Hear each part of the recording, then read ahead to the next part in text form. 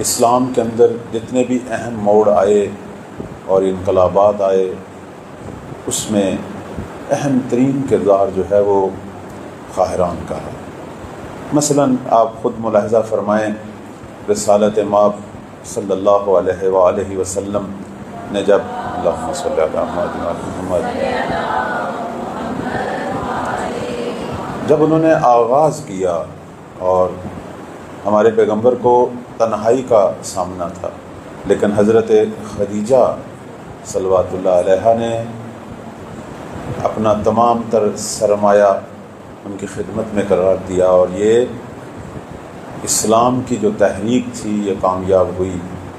اور اس میں پھر بعد میں ہم زہرائی کردار دیکھتے ہیں، بالخصوص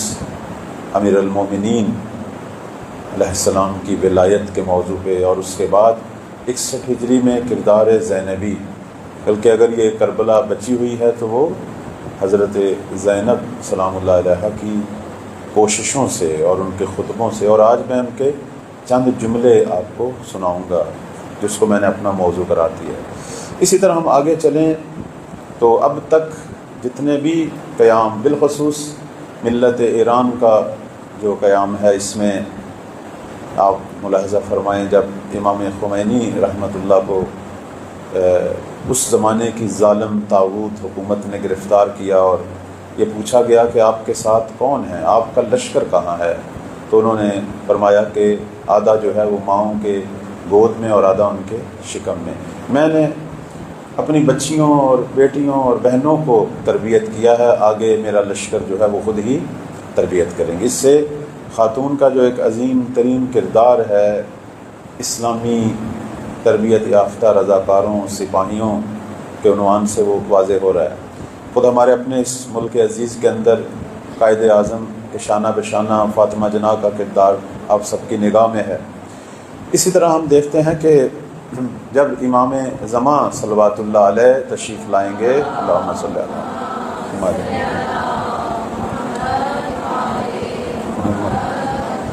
تو ان کے قیام کے اندر بھی جو 313 ناصر ہیں، اور آپ سب جانتی ہیں کہ وہ 313 ناصر صرف سپاہی نہیں ہیں، بلکہ وہ ان کے بارے میں جو روایات میں آیا کہ حکام اللہ فی الارض، زمین پر اللہ کی طرف سے حاکم ہیں، اور یہ اولیاء خدا ہیں، یہ امام کی سپاہ کے کمانڈر ہیں، اور جب حکومت مہدوی تشکیل پائے گی یہ حکومت کریں گے مولا کی طرف سے پوری دنیا پر، تو اس کے اندر بھی ہم احادیث میں 50 خواتین دیکھتے ہیں، یعنی یہ جو پہلا خاص حلقہ ہے جو مولا کے بالکل قریب ترین کے لوگ ہیں، اس میں 50 خواتین ہیں، یعنی یہ وہ خواتین ہیں کہ جنہوں نے مہدوی سماج تشکیل دیا ہوگا۔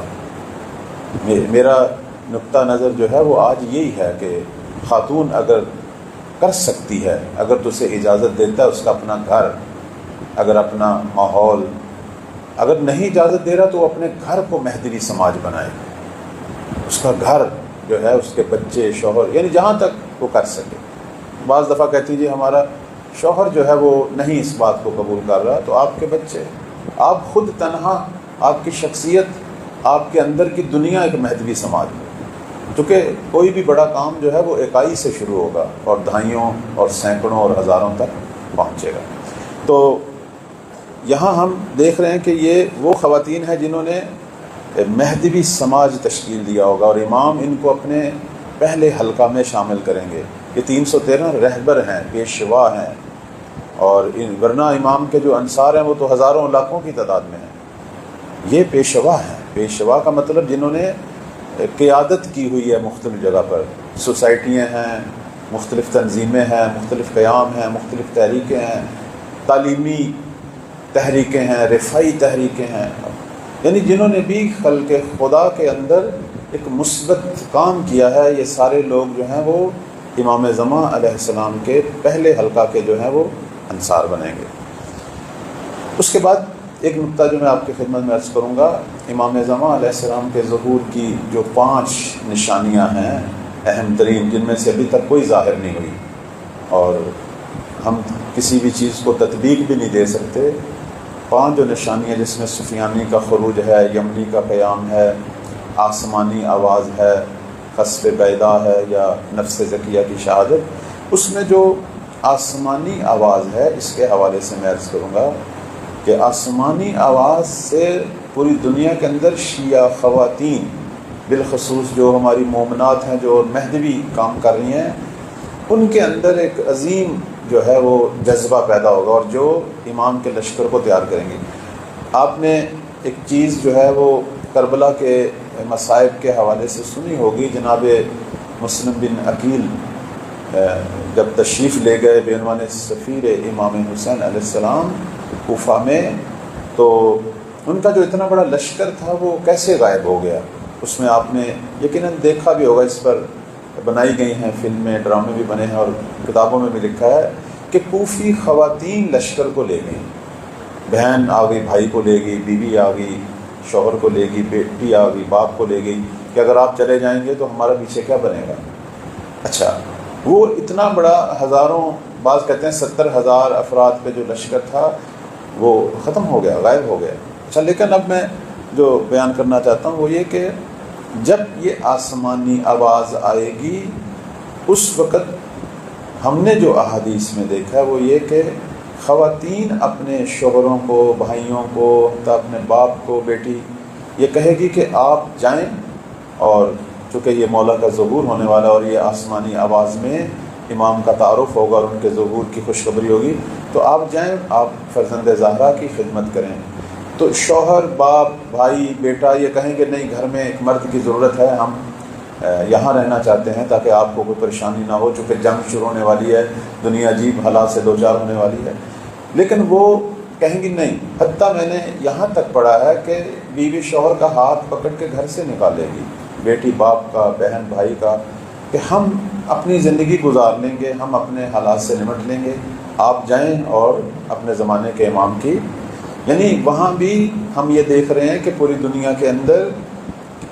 مومنین اور مومنات کے اندر جو ایک عجیب جذبہ ہے، اس میں خواتین کا تحرک اور قیام یہ موجب بنے گا کہ امام مہدی علیہ السلام کا وہ عظیم لشکر جو ہے وہ تیار ہو۔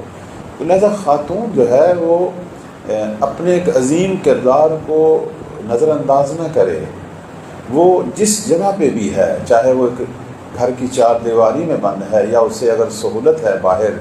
سماجی اجتماعی سطح پہ کام کرنے کی، اب تو